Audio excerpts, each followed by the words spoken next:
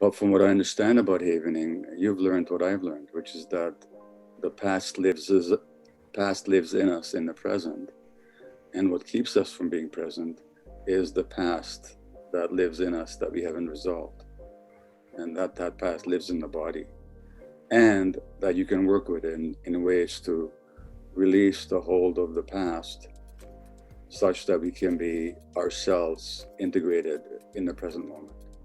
So on a personal level, I know that through havening, I mean, I've talked to a lot of people have mentioned it to me.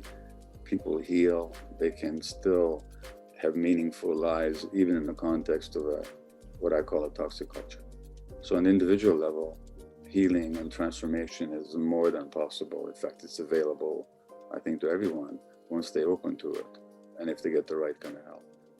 Healing is not an endpoint, it's a verb, it's a process.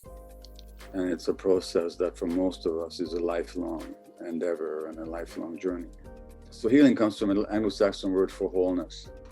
So healing implies wholeness. And so what does that mean? I mean, how can we not be whole when we are whole?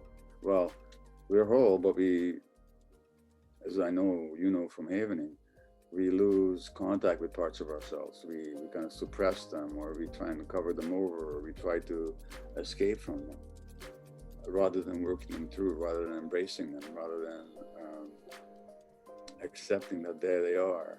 And these things that we suppress are dynamics that we couldn't handle as children because number one, they were painful, and B, because there was nobody there to help us with them. So healing then really is integrating everything about ourselves into a unit, not just a theoretical unit, but a conscious unit. So healing is, indigenous people I've talked to, they talk about soul retrieval. So healing really is as a retrieval of our full entire selves. And I don't think it's ever over, at least for most of us, certainly not for me.